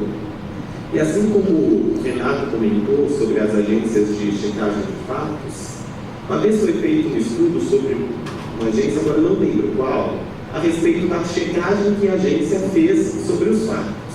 Havia um ministro do governo Temer que era conhecido por divulgar números falsos, e uma vez essa agência identificou um número falso e especificamente aquele número era verdadeiro. Também uma matéria sobre saúde que eles reportaram como falsa, especificamente depois foi feita uma análise por profissionais da USP e identificaram que existiam sim estudos recentes referentes àquela questão. Por isso que eu gostaria de perguntar, existe previsão de quem verificaria a autenticidade da notícia? Porque muitas vezes a notícia tem algum cunho que não é suficiente um jornalista para identificar. Economia, às vezes é necessário um economista, medicina e ciências, um médico, um cientista, um físico, e muitas vezes então as pessoas podem ser penalizadas por notícias que nem de fato seriam falsas. Legal, Renato. E aí eu já vou passar para o Renato, eu queria ouvir o Renato nessa também, que eu acho que tem tudo a ver. Em matéria de regulação, não tem nada que eleja, por exemplo, uma ideia de um árbitro da verdade. A gente tem que tomar muito cuidado. Eu lembro, nesse dia mesmo, eu estava na Câmara dos Deputados, uma audiência pública, na Convenção Geral, então já fez no plenário, e aí depois eu fui procurado por um líder de um partido que perguntou se eu toparia fazer parte de uma agência de checagem, e que tivesse um viés mais moderador e tal. E eu falei assim, a ideia da checagem é não ter viés. Então, sabe, não dá para ser assim. Eu acho que a gente precisa tomar muito cuidado. E não é só porque checou, resolveu. Eu acho que tem que ter a checagem da checagem, quem controla o controlador. Eu acho que a gente tem que perceber que isso acontece constantemente e multilateral. É difícil, mas também não quer dizer que a gente não pode acreditar em mais nada. Eu acho que vale a pena a gente tentar buscar uma multiplicidade de fatores. Só para puxar um pouquinho da minha área de tecnologia, não sei se vocês já estudaram um pouco de como funciona o blockchain, que é uma tecnologia que muita gente coloca como garantidora das transações. Mas basicamente, vários detalhes para poder falar disso, mas basicamente a ideia é você disseminar informação em muitas pessoas e depois você faz uma checagem de volta. Então, fica muito difícil de milhões mentir ao mesmo tempo do mesmo jeito, entendeu? E aí ficaria mais fácil de você pegar uma eventual ruptura no código.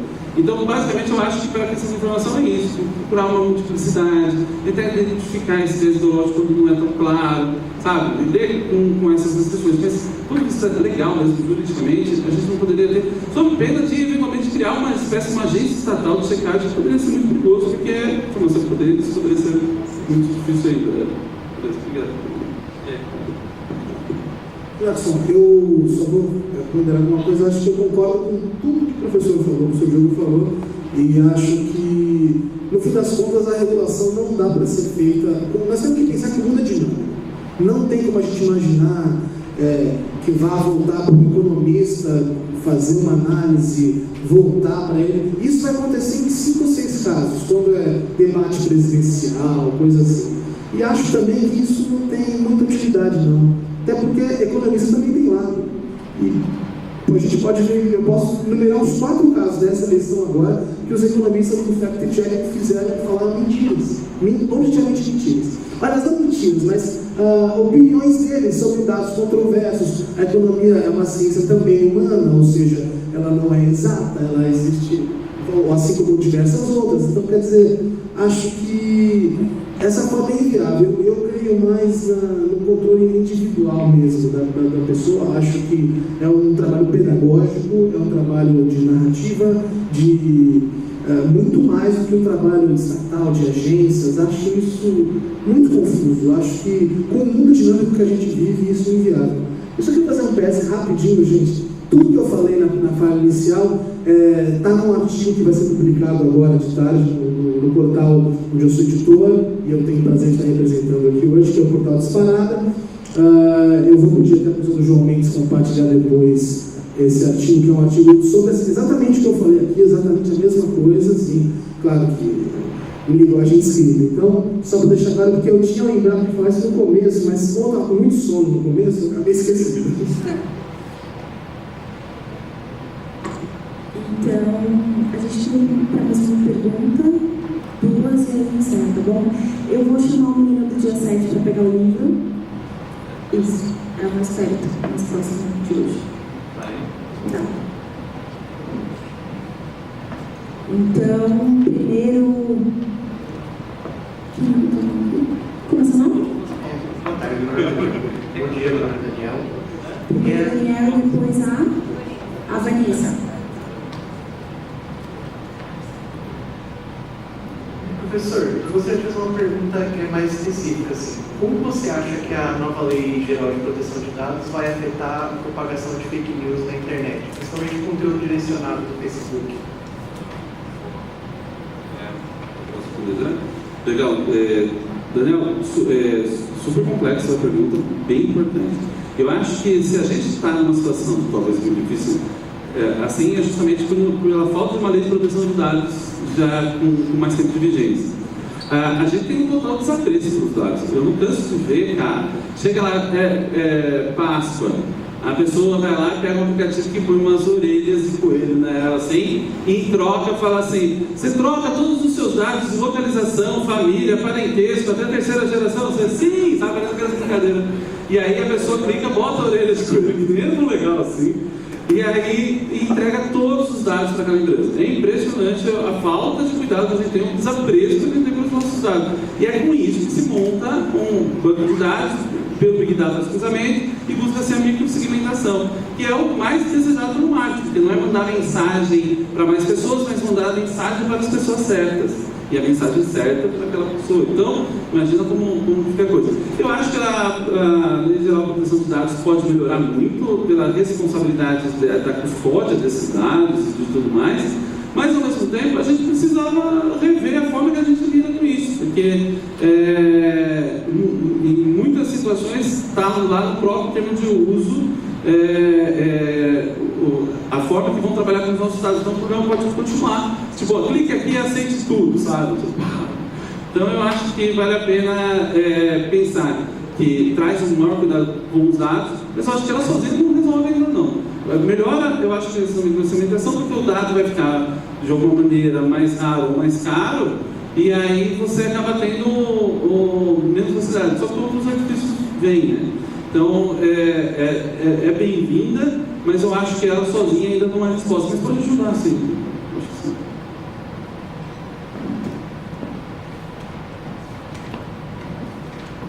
Oi, bom dia a todos. Queria saber a opinião de vocês a respeito do fato assim, a gente vive num país que tem um déficit educacional gigantesco, onde tem um alto índice de analfabetismo funcional. Eu lembro de um estudo do ano passado que falou que 3 a cada 10 brasileiros são entre a idade de 15 a 64 anos são analfabetos funcionais.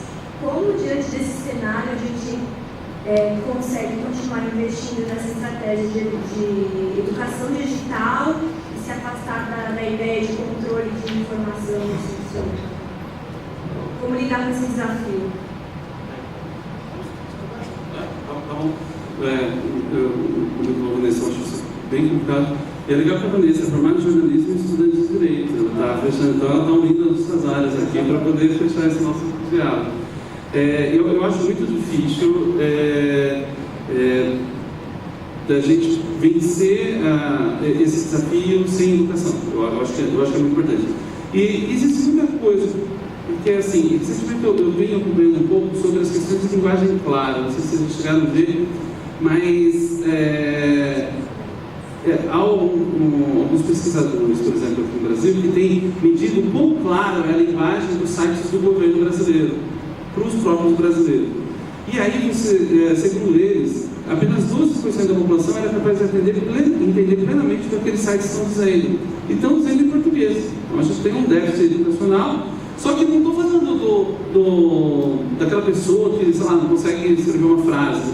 Estou falando das pessoas que estudaram, que chegaram à universidade, e só que muitas vezes não entendem o jargão, às vezes não entendem o contexto, e você tem uma grande dificuldade. Então, imagina como fica difícil, né, nesse cenário, por que é tão importante a gente fazer.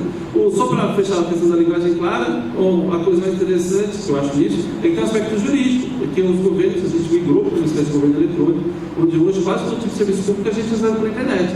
E se você não entende, você é um meio cidadão. E aí complica, por isso que eu acho que por isso que eu estou interessado nesse tema, pelo aspecto jurídico de acesso a cidadão. Só para ficar a dica para vocês e afins. Agora, nesse cenário fica tudo muito mais difícil mesmo. Só que a gente tem que enfrentar essa questão não como um desestímulo, mas como um super desafio. Eu acho que a gente passou muito tempo achando que a informação era transmitida em sala de aula, não tem nada disso, a informação está toda aí, a gente precisa discutir muito mais como raciocinar aquilo. Então, talvez a gente precisa se colocar nesse espaço, não só para escrever de uma forma mais clara, para que mais pessoas tenham acesso, mas como incentivar essa educação. Agora, não é com lei que a gente resolveria isso, né? Não poderia fazer talvez uma lei no sentido de política pública, de fomentar escolas de qualidade, de fomentar uma grade de qualidade, aí você não conseguiria chegar. Mas eu acho que tudo vai depender muito dos esforços pessoais. Eu pessoalmente tenho acreditado muito nos esforços das pessoas, e eu acho que a gente acaba não ficando só com o Estado. E a gente acaba tendo que ir para além do Estado, de alguma maneira, se colocando nessa posição de curador de conteúdo e para trás de conteúdo. Acho que por aí talvez. Eu acho que na ausência de um projeto nacional, de um projeto de desenvolvimento nacional, em que abarca a parte da educação, que abarca todo o desafio da educação brasileira tão defasada, como a gente não tem esse projeto e não vai ter nos próximos anos, sem sombra nenhuma de dúvida, acho que o que resta é realmente, além do controle individual, uma preocupação dos agentes preocupados com a democracia em tornar-se mais palatáveis, em tornar-se mais degutíveis, em ser mais fácil. Inclusive eu acabei de falar algumas palavras que ninguém entenderia. Entendeu? É um desafio que a gente tem que se analisar. Eu todo dia penalizo em relação a isso como jornalista, de como a gente escreve, de como a gente se porta, inclusive perder a vergonha de atingir os lugares onde hoje a gente não está. Quais são eles? O YouTube, quais são eles? Os lugares de destaque onde esse campo ligado aos fake news, ligado a toda essa estratégia de narrativa falsa e tal, eles já estão há muito tempo. Então, acho que um dos caminhos, além do que o professor já citou, do cara mesmo fazer o filtro e tal, os agentes preocupados com a democracia serem mais inteligíveis e estarem diretamente nas plataformas que o povo acessa. O povo acessa vídeo, o povo não acessa textão. Isso é simples. O povo aceita áudio, por exemplo. E eu não faço nenhum deles, por exemplo. Então, eu estou fazendo até meia culpa. Então, a questão é um desafio que há necessidade de ser feito. Por exemplo, de um papel pedagógico dentro das plataformas que o povo está acostumado, que é a população em geral. Que a população em geral está acostumada. Então, acho que esse é o nosso desafio, para além de uma política educacional que é muito defasada e que, infelizmente, pelos próximos 4, 8 anos, a gente não vai ver nada perto do que deveria.